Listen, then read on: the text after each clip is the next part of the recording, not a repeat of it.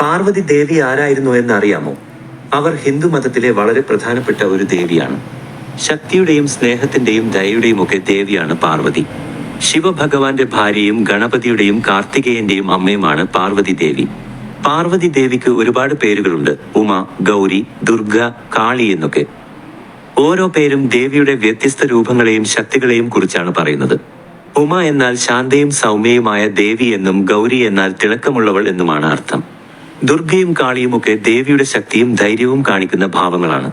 പർവ്വതങ്ങളുടെ രാജാവായ ഹിമവാന്റെയും രാജ്ഞിയായ മേനകയുടെയും മകളാണ് പാർവതി ദേവി.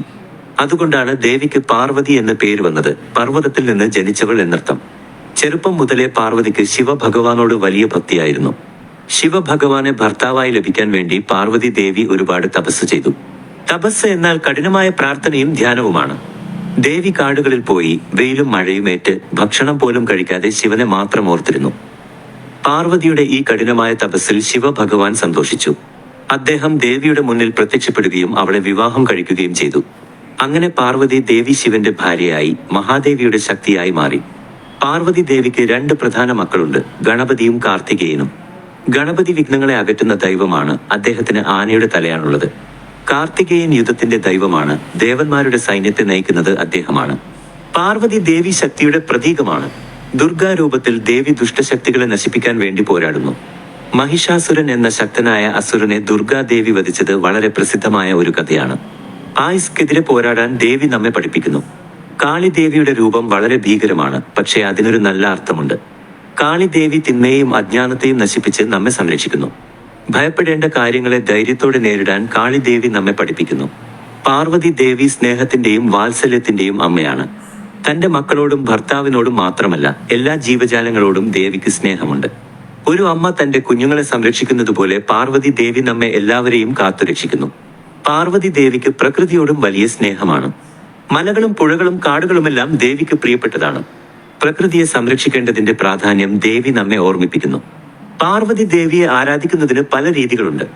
ചിലർ പൂജകളും പ്രാർത്ഥനകളും നടത്തുന്നു. മറ്റു ചിലർ ദേവിയുടെ സ്തോത്രങ്ങൾ ചൊല്ലുന്നു. നവരാത്രി പോലുള്ള ആഘോഷങ്ങളിൽ പാർവതി ദേവിക്ക് പ്രത്യേക പൂജകളും ചടങ്ങുകളും ഉണ്ടാകാറുണ്ട്. കേരളത്തിലും പാർവതി ദേവിയെ പല രൂപങ്ങളിൽ ആരാധിക്കുന്നു. ഭഗവതി ക്ഷേത്രങ്ങളിൽ ദേവിയുടെ ശക്തിരൂപങ്ങളെയാണ് പ്രധാനമായും ആരാധിക്കുന്നത്. അവിടുത്തെ ഉത്സവങ്ങളും ആചാരങ്ങളും വളരെ പ്രസിദ്ധമാണ്. പാർവതി ദേവിയുടെ കഥ നമ്മെ പതിപ്പിക്കുന്നത് ശക്തിയും സ്നേഹവും ഒരുമിച്ച് കൊണ്ടുപോകാൻ കഴിയുമെന്നാണ്. ധൈര്യവും കരുണയും ഒരുപോലെ പ്രധാനമാണ് എന്ന് ദേവി നമ്മെ ഓർമ്മിപ്പിക്കുന്നു. ദേവി നമ്മെ പതിപ്പിക്കുന്നത് ലക്ഷ്യം നേടാൻ കഠിനമായി പരിശ്രമിക്കണം എന്നാണ്. പാർവതി ദേവി ശിവനെ ഭർത്താവായി ലഭിക്കാൻ വേണ്ടി തപസ് ചെയ്തതുപോലെ നമ്മളുടെ സ്വപ്നങ്ങൾക്കായി നമ്മൾ പോരാടണം. പാർവതി ദേവി സ്ത്രീ ശക്തിയുടെ പ്രതീകമാണ്. എല്ലാ സ്ത്രീകളിലും വലിയ ശക്തിയും ധൈര്യവും ഒളിഞ്ഞുകിടക്കുന്നുണ്ട് എന്ന് ദേവി നമ്മെ കാണിച്ചു തരുന്നു. ദേവി നമ്മെ പതിപ്പിക്കുന്നത് കുടുംബ ബന്ധങ്ങളുടെ പ്രാധാന്യമാണ്.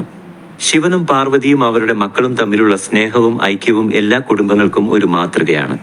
പാർവതി ദേവി നമ്മെ പതിപ്പിക്കുന്നത് ക്ഷമയുടെയും സഹനത്തിന്റെയും വിലയാണ്. ഏതൊരു പ്രതിസന്ധി ഘട്ടത്തിലും ശാന്തമായിരിക്കാനും അതിനെ തരണം ചെയ്യാനും ദേവി നമ്മെ സഹായിക്കുന്നു. അതുകൊണ്ട് കുട്ടികളെ, പാർവതി ദേവിയെ സ്നേഹിക്കുക.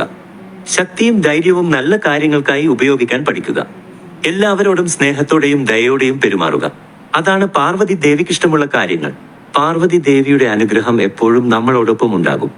ഓം പാർവതി ദേവിയെ നമഃ.